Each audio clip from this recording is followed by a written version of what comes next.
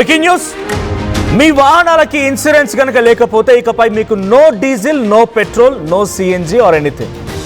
మీ వాహనాలు నడపాలంటే డెఫినెట్గా అందరూ ఇన్సూరెన్స్ చేసుకోవాల్సిందే. ఇది నేను చెప్తున్నమాట కాదు, కేంద్ర ప్రభుత్వానికి ఇప్పుడు ఇది బిగ్ షాక్ అని చెప్పాలి. సో కేంద్ర ప్రభుత్వం ఇది ఒక బిగ్ షాక్ ఇవ్వబోతోంది వాహనదారులకి.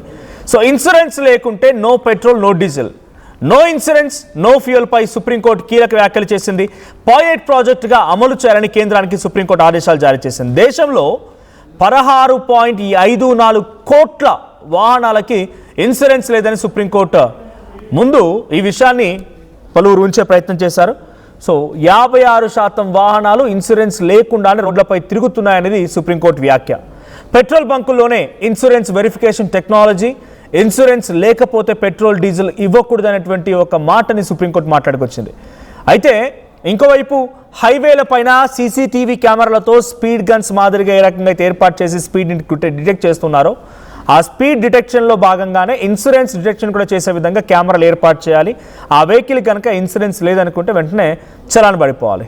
ఇన్సూరెన్స్ లేని వాహనాలను ఈ చలాన్లు జారీ చేసే అవకాశం కూడా తీసుకోవాలనేది కేంద్రం సుప్రీంకోర్టు మాట్లాడుతున్నమాట. కేంద్ర పైలట్ ప్రాజెక్ట్ గ్రీన్ సిగ్నల్ ఇస్తుందా లేదా అనేది చూడాలి. ఇన్సూరెన్స్ లేకుండా రోడ్డు ఎక్కితే ఇక ఇబ్బందులు తప్పవా అనేటువంటి క్వశ్చన్ ఇక్కడ రేజ్ అవుతోంది. అయితే ఈ కేసు అంటే సుప్రీంకోర్టు ఎందుకు వ్యాఖ్య చేయాల్సి వచ్చింది, మరి ఇప్పుడు పిల్ దాఖలైందా దీని విధానం అంటే, ఓ కేసు విచారణలో భాగంగా ఈ విషయాలు చెప్పుకొచ్చింది. National insurance company limited, at the same time ఇంకోవైపు తుంగాల ధనలక్ష్మి, ఈ ఇద్దరి మధ్య జరిగినటువంటి ఆ కేసు వర్సెస్ తుంగాల ధనలక్ష్మి కేసులో ఈ విషయం చర్చకు వచ్చింది. నిన్న 4వ తేదీన దీనిపైన జడ్జిమెంట్ని అనౌన్స్ చేసింది సుప్రీంకోర్టు. ఏం జరిగింది అని అంటే, ఒక యాక్సిడెంట్ కేసు అది. సో యాక్సిడెంట్ కేసులో భాగంగా నష్టపరిహారం ఇవ్వాలి ఇన్సూరెన్స్ కంపెనీ. ఈ విషయమై సుప్రీంకోర్టు వరకు వెళ్ళింది అంశం. సో సుప్రీంకోర్టులో ఈ అంశంపై మాట్లాడుతున్న సమయంలో కేంద్ర వాహన శాఖ మంత్రి అంటే నేషనల్ రవాణా శాఖ మంత్రిత్వ శాఖతో పాటుగా IRDAI కూడా ఒక కీలక ఆదేశం జారీ చేసింది కేంద్ర సుప్రీంకోర్టు. సో దీని ప్రకారంగా 16.54 కోట్ల వాహనాలు థర్డ్ పార్టీ ఇన్సూరెన్స్ మినిమం. సరే, ఇక జీరో డిప్ ఇన్సూరెన్స్ చేసుకుంటారా? వాహనానికి ఏదైనా యాక్సిడెంట్ జరిగితే మీ వాహనం రిపేర్తో పాటుగా మీకు కానీ ఎదుటి వాళ్ళకి కానీ ఎవరికి ఏం జరిగినా కూడా పూర్తి స్థాయి ఉండే విధంగా ఇన్సూరెన్స్ చేసుకుంటారా, లేదు థర్డ్ పార్టీ ఇన్సూరెన్స్ చేసుకుంటారా? మినిమం ఇన్సూరెన్స్ అనేది ఉండాలి అనేది సుప్రీంకోర్టు యొక్క మాట. సో ఆ మినిమం ఇన్సూరెన్స్ లేనటువంటి వాహనాలు 16.54 కోట్లు ఉన్నాయి. సో ఇలాంటి వాళ్ళకి డెఫినెట్గా చర్యలు తీసుకోవాలి. అది వాళ్ళ సంరక్షణ కోసం చెప్తున్న మాటే, వాళ్ళ సెల్ఫ్ సంరక్షణ కోసం చెప్తున్న మాటే. కానీ చాలామంది ఆ సెల్ఫ్ సంరక్షణను కూడా పక్కన పెట్టేసి ఇష్టం వచ్చినట్టు వ్యవహరిస్తున్నారు. సో దీన్ని మ్యాండేట్ చేయాలనేది సుప్రీంకోర్టులో భాగంగా వాళ్ళు చెప్తున్న మాట ఏంటంటే, పెట్రోల్ పంపుల దగ్గర స్కానర్లు పెట్టండి. సో ఇన్సూరెన్స్ ఉన్న వాహనాలకు మాత్రమే పెట్రోల్ నింపండి, లేదంటే వదిలేయండి. ఇక ఆ వాహనాలు రోడ్ ఎక్కడానికి వీల్లేదు. పెట్రోల్ లేకపోతే ఏమవుతుంది? రోడ్ ఎక్కితే వాహనాలు ఎక్కలేవు కాబట్టి రోడ్ ఎక్కడానికి వీల్లేదు. ఇక లేకపోతే హైవేల పైన తిరిగేటువంటి వాహనాలైనా సరే ఆ వాహనాలకి తప్పనిసరిగా మీరు కెమెరాల ద్వారా స్పీడ్ని ఏ రకంగా డిటెక్ట్ చేస్తున్నారో ఆ కెమెరాల ద్వారా ఇన్సూరెన్స్ని కూడా డిటెక్ట్ చేయడంతో పాటుగా వాళ్ళకి కొంత ఫైన్ కూడా వేయండి, చలాన్లు కూడా వేయండి. సో చలాన్లు వేయడంతో ఏమవుతుంది, డెఫినెట్గా వాళ్ళని కూడా గుర్తించి వాళ్ళకు చలాన్లు పడతాయి. కాబట్టి ఈ భయంతోనైనా వాళ్ళు ఇన్సూరెన్స్ కడతారు, ఇన్సూరెన్స్ పే చేస్తారనేది సుప్రీంకోర్టు యొక్క వ్యాఖ్య. సో రవాణా శాఖ మరి దీన్ని అప్రూవ్ చేస్తుందా, కేంద్ర ప్రభుత్వం గ్రీన్ సిగ్నల్ ఇస్తుందా, పైలట్ ప్రాజెక్టుగా తీసుకోమని చెప్పేటువంటి మాటల్ని సుప్రీంకోర్టు మాటల్ని ఎలా కన్సిడర్ చేస్తుందో చూడాలి. బట్ ఒకటైతే నిజం, ఇన్సూరెన్స్ ఉండడం వల్ల డెఫినెట్గా మీ వాహనానికి సంరక్షణ, మీకు సంరక్షణ, మీరు ఢీకొట్టడం ద్వారా ఎదుటి వాళ్ళకి ఏమైనా కూడా వాళ్ళకు కూడా కొంత సంరక్షణ. సో కొంత ఈ ఇన్సూరెన్స్ కంపెనీల ద్వారా ఇన్సూరెన్స్ కట్టడం మూలంగా కొంత బెనిఫిట్సే కానీ నెగిటివ్ అయితే ఏమీ లేదు. సో కొన్ని ఇన్సూరెన్స్ ఉండొచ్చు, ఫేక్ ఉండొచ్చు, తప్పుదారి పట్టించే విధంగా ఉండొచ్చు, ఇది నిజంగా యాక్సిడెంట్ కాదని కొట్టిపారేసి ఇన్సూరెన్స్ ఇవ్వకుండా కూడా చేసి ఉండొచ్చు. కానీ ఎక్కువ బెనిఫిట్సే ఉన్నాయి కానీ పెద్ద నష్టం చేకూరే అంశం అయితే ఏమీ లేదు. సో సుప్రీంకోర్టు వ్యాఖ్య కూడా నిజమే. సో మీరెవరైనా వెంటనే ఇన్సూరెన్స్ లేని వాళ్ళు మీ వాహనాలు ఇన్సూరెన్స్ చేసుకుంటే బెటర్, లేకంటే ఇది అమలైతే కనుక డెఫినెట్గా మీ వాహనాలకి పెట్రోల్ కొట్టడం కూడా ఉండదు. సో రోడ్లపైకి ఎక్కితే మనకు స్పీడ్ డిటెక్టర్ లాగానే ఇన్సూరెన్స్ డిటెక్టర్ కెమెరాస్ కనుక వస్తే మీకు చలాన్లు పడతాయి. దీనికి సంబంధించి మరిన్ని అప్డేట్స్ ప్రతినిధి కృష్ణమోహన్ ఉన్నారు అప్డేట్ అందించడానికి. కృష్ణమోహన్, సో ఇది ఎలా అమలు చేయబోతుంది ప్రభుత్వం, దీన్ని ఏ రకంగా కన్సిడర్ చేసే అవకాశం ఉంది? ఇది కేవలం ఒక కేసులో భాగంగా సుప్రీంకోర్టు వ్యాఖ్య, కానీ ఎటువంటి ప్రభావం చూపించబోతోంది?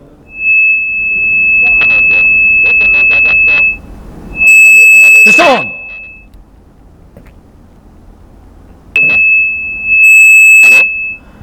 రైట్. సో ఒకసారి మళ్ళీ కనెక్ట్ చేసే ప్రయత్నం చేస్తాను, get back to him.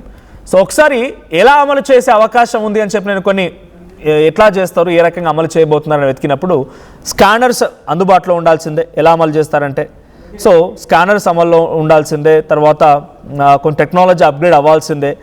So petrol బంకుల్లో వాహన నెంబర్ని స్కాన్ చేయాలి, తర్వాత కేంద్ర డేటాబేస్లో ఆ వాహనానికి సంబంధించిన డీటెయిల్స్ని ఆ యాప్లో ఉంచాలి. వాలిడ్ థర్డ్ పార్టీ ఇన్సూరెన్స్ ఉందా లేదా అని డేటాబేస్లో ఉంచాలి. ఇన్సూరెన్స్ లేకపోతే ఎటువంటి ఫైన్లు వేయాలి. ఒకవేళ ఇన్సూరెన్స్ క్లెయిమ్ చేసుకోవాలనుకుంటే ఇన్సూరెన్స్ అమౌంట్ని తగ్గిస్తారా, ఇంకే రకంగా ఉంటుంది అనేది కూడా చూడాల్సిన అవసరం అయితే ఉంది. ఎస్ కృష్ణమోహన్, ఏ రకంగా ఇంప్లిమెంట్ చేయబోతున్నారు? ఒక కేసులో భాగంగా సుప్రీంకోర్టు చేసినటువంటి ఆ వ్యాఖ్యని కేంద్ర ప్రభుత్వం ఏ మేర సీరియస్గా తీసుకునే అవకాశం ఉంది? డెఫినెట్గా ఇచ్చే గుడ్ కాజ్ కోసం తీసుకునేదే గుడ్ పర్పస్ అయ్యింది, బట్ ఏ రకంగా ఇంప్లిమెంట్ చేయబోతోంది కేంద్ర ప్రభుత్వం? మనోజ, బేసిక్ గా దేశంలో దాదాపుగా 56% వాహనాలకు ఇన్సూరెన్స్ లేకుండానే రోడ్ల మీద తిరుగుతున్నాయి. అంటే దాదాపుగా 16,54,00,000 వాహనాలు ఇన్సూరెన్స్ లేవు అనేది సుప్రీంకోర్టే డైరెక్ట్ గా చెప్తున్న పరిస్థితి. దీని మీద ఇన్సూరెన్స్ లేకపోతే పెట్రోల్ డీజిల్ పోయకూడదు అనే ఆదేశాలు కూడా గవర్నమెంట్ రాబోయే రోజుల్లో ఇచ్చే పరిస్థితి అయితే కనపడుతుంది. ఈ ఇన్సూరెన్స్ లేని వాహనాలకు విచారణలు జారీ చేసే అవకాశం కూడా ఉంది అని. అంటే బేసిక్ గా ఇక్కడ రిజిస్ట్రేషన్ సమయంలోనే కొత్త కార్లకు కానీ లేకపోతే 4 ఏళ్లు, ద్విచక్ర వాహనాలకు 6 ఏళ్ల పాటు థర్డ్ పార్టీ ఇన్సూరెన్స్ తప్పనిసరిగా చేయాలి, అంటే చేసుకునే విధంగా వాళ్ళ మీద ఉత్తర్వులు జారీ చేయాలని. అయితే కొన్ని ప్రాంతాల్లో జరుగుతున్నప్పటికీ కూడా కానీ కొన్ని దగ్గర అంటే 56% అసలు ఇన్సూరెన్సే జరగకుండానే వాహనాలు రోడ్ల మీదకి వచ్చేస్తున్నాయి అనేది సుప్రీంకోర్టు చాలా క్లియర్ గా చెప్తున్న పరిస్థితి. అంటే ఒక కేసుకు సంబంధించిన ఒక మారుతి కారు వెనుక నుంచి లారీ బలంగా ఢీకొన్న సందర్భంలో రాము అనే ఒక అతనికి తీవ్ర గాయాలయ్యి ఆ కేసుకు సంబంధించి మాట్లాడుతున్న నేపథ్యంలోనే వాళ్ళు ట్రిబ్యునల్ కి ఆశ్రయిస్తారు. ట్రిబ్యునల్ కి ఆశ్రయించినప్పుడు సుప్రీంకోర్టు కొంత డేటాని తెప్పించుకున్నప్పుడు దాదాపుగా ఈ 16.56 crores వాహనాలు అసలు కనీసం ఇన్సూరెన్స్ లేకుండా, ఏ పార్టీ ఇన్సూరెన్స్ కూడా అంటే మినిమం ఇన్సూరెన్స్ లేకుండా ఇవి తిరుగుతున్నాయి అనేది చాలా క్లియర్ గా వస్తున్న పరిస్థితి. అయితే ఇప్పుడు అంటే వీటికి సంబంధించిన ఇన్సూరెన్స్లు ఎలా బయటకు వస్తున్నాయి, దీన్ని ఎలా ఐడెంటిఫై చేయాలి అనుకున్నప్పుడు 2 ఛాన్సెస్ ఉన్నాయి. ఒకటి, ప్రతి వాహనం పెట్రోల్ బంక్ దగ్గరికి రావాల్సింది, పెట్రోల్ కొట్టుకోవాల్సింది. సో అక్కడ దానికి సంబంధించిన టెక్నాలజీని పెట్టి అసలు ఇన్సూరెన్స్ ఉందా లేదా అని చూడడం ఒకటి. లేదు, హైవే మీద వెళ్తున్న పరిస్థితిని కూడా చూసి దానికి సంబంధించిన వ్యవహారాన్ని కూడా చేయాల్సిన నేపథ్యం అయితే కనపడుతున్నాయి. అంటే ఇప్పుడు దాదాపుగా కెమెరాలని ఇన్సూరెన్స్ ఇన్ఫర్మేషన్ బ్యూరో లేవచ్చు, వాహన్ పోర్టల్తో అనుసంధానం చేయొచ్చు. ఇట్లా వివిధ రకాలుగా రియల్ టైమ్ ఇన్సూరెన్స్ స్టేటస్ ని పోలీసుల చేతులు ఇమిడిపోయే కొన్ని యాప్లు కావచ్చు, లేకపోతే వాళ్ళు కొన్ని పరికరాలని తీసుకోవడం, అటువంటి టెక్నాలజీని వాడి దీని మీద కొంత సీరియస్ గా వెళ్ళాలి అనేది సుప్రీంకోర్టు కేంద్రానికి గైడెన్స్ ఇచ్చింది. అంటే ఇప్పుడు కేంద్రం ఆ దిశగా వెళ్తుందా లేదు, ఆ దిశగా ముందుకు చేసే ప్రయత్నం చేస్తుందా అనేది చూడాలి. కాకపోతే ఇది కొంత సీరియస్. అంటే ఇప్పటికే ఇన్సూరెన్స్ లేకుండా కొన్ని వాహనాలు అయితే బయటికి రావు సాధారణంగా. కానీ ఇన్ని కోట్ల వాహనాలు మరి బయటికి వచ్చాయి అంటే ట్రాన్స్పోర్ట్ లోనో, అంటే ఆర్టీఏ డిపార్ట్మెంట్ లోనో, లేకపోతే రవాణా శాఖలో జరుగుతున్న కొన్ని అవకతవకలుగానే గుర్తించాలి ఇవన్నీ కూడా. సో మరి ఇప్పుడు ఇన్సూరెన్స్ లేకపోతే పెట్రోల్ డీజిల్ ఇవ్వరాదు, చేయరాదు అని సుప్రీంకోర్టు ఇచ్చిన కీలక ఆదేశాలని మరి సెంట్రల్ దీన్ని పైలట్ ప్రాజెక్ట్ గా అమలు చేయాలనేది కూడా ఆలోచిస్తోంది.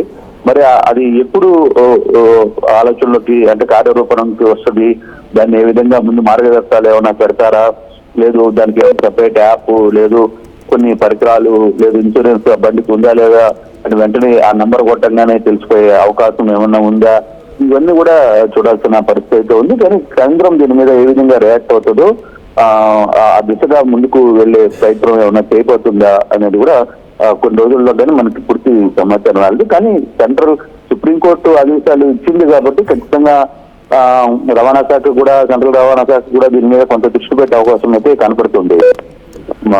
కృష్ణ, అయినా కూడా ఇన్సూరెన్స్ కంపెనీలు చూస్తే దాని థర్డ్ పార్టీ ఇన్సూరెన్స్ అయినా, లేకుంటే ప్రముఖ కంపెనీలు అయినా, ప్రముఖ బ్యాంక్ సంస్థలు ఇన్సూరెన్స్ ఏజెంట్లుగా ఉన్నా కూడా అధిక మొత్తంలో కొన్ని వేలకు కట్టాల్సిన పరిస్థితి వస్తుంది.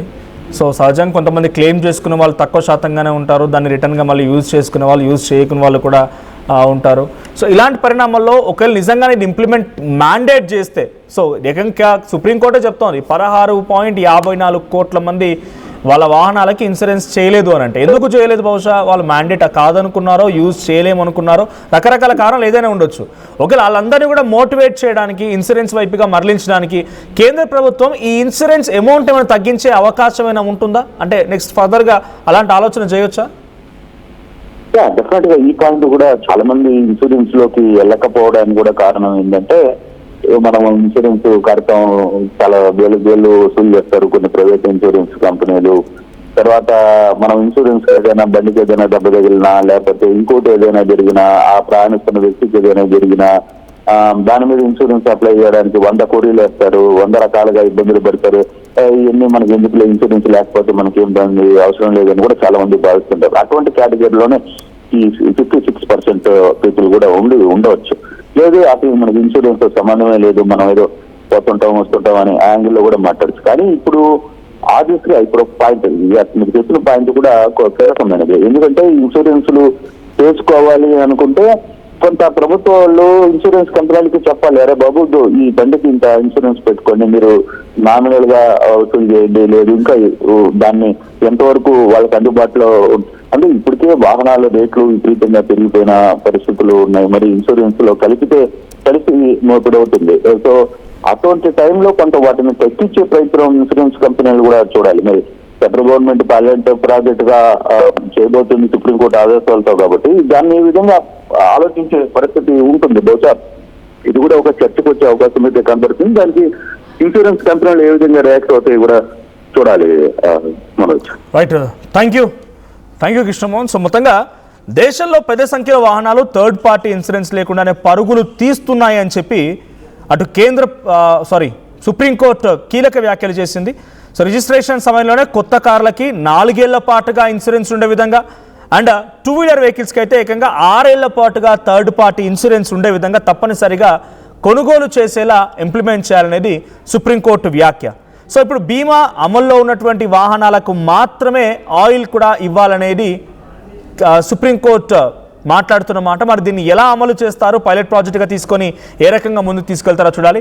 బట్ ఒక విషయం గుర్తుపెట్టుకోండి, మీ వెహికల్ కనుక ఇన్సూరెన్స్ లేకపోతే డెఫినెట్గా ప్రమాదంతో పాటుగా ప్రభుత్వం కనుక ఈ కండిషన్లు పెడితే మీ వెహికల్ రోడ్ ఎక్కడం కూడా ఇకపై కుదరదు, పెట్రోల్ ఉండదు, ఎట్టి పరిస్థితుల్లో కూడా పెట్రోల్ నింపడానికి వీల్లేదని చెప్పి అనేక రకాలుగా ఇంప్లిమెంట్ చేయబోతోంది సుప్రీంకోర్టు వ్యాఖ్యల ద్వారా కేంద్ర ప్రభుత్వం అనేది చూడాలి.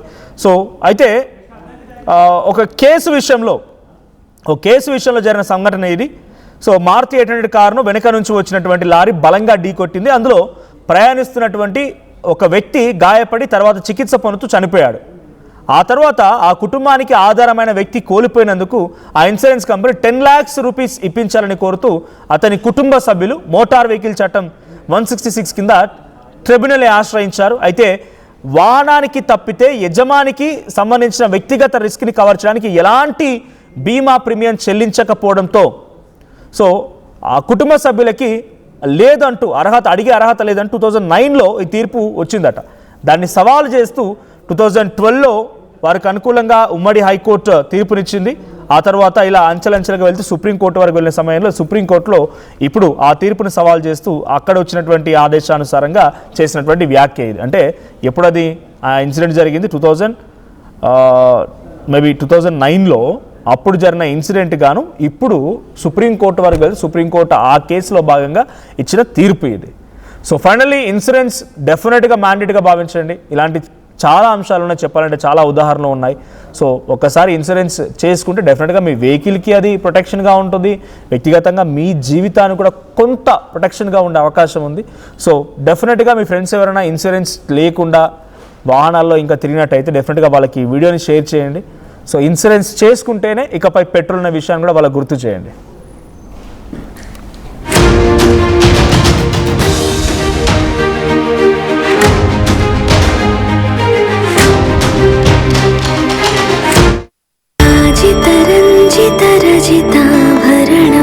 Pure in its form with grace made noble.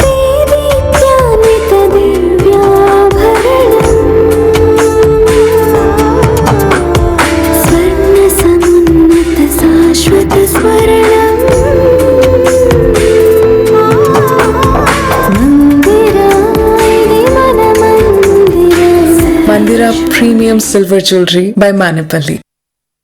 అందరికీ నమస్కారం. నేను మీ అనసూయ భరద్వాజ్. ఆషాఢ మాసం సందర్భంగా మన కాసం ఫ్యాషన్స్ ఏపీ అండ్ తెలంగాణలోని 24 స్టోర్స్ లో సరికొత్త ఆఫర్స్ తో మీ ముందుకు వస్తుంది. అంతేకాకుండా ఈ ఆషాఢ మాసంలో మన ప్రత్యేకత కిలో చీరలు కొనండి, అరకిలో చీరలు ఉచితంగా పొందండి. ఏం కొన్నావురా? అమ్మకి 10, అత్తమ్మకి 6, అమ్మమ్మకి 4 కేజీలు చీరలు మావా. అబ్బో ఇక్కడ కేజీ చీరలు కొంటే 1/2 కేజీ చీరలు ఫ్రీ అంట. Churidar, men's wear, kids wear 1+1, 2+1 మస్తు ఆఫర్లు ఉన్నాయి. మరి ఇంకా మాంగళ్య ఆషాఢం కేజీ సేల్ అంటే తెలుసు కదా. మాంగళ్య షాపింగ్ మాల్ కేజీల్లో సేల్, టన్నుల్లో ఆనందం. పండుగ జోర్దార్గా చేయాలని ఆలోచన చేస్తున్నారా? అయితే కిసాన్ ఫ్యాషన్ మాల్ లో అద్రిపోయే ఆఫర్లున్నాయి. జోర్దార్గా షాపింగ్ చేయండి. పండుగ అయినా, దావత్ అయినా, పట్టైనా, ఫ్యాషన్ అయినా కిసాన్ ఫ్యాషన్ మాల్. టోర్నమెంట్ కి ముందు పెయింట్ ఎలా చేస్తాం?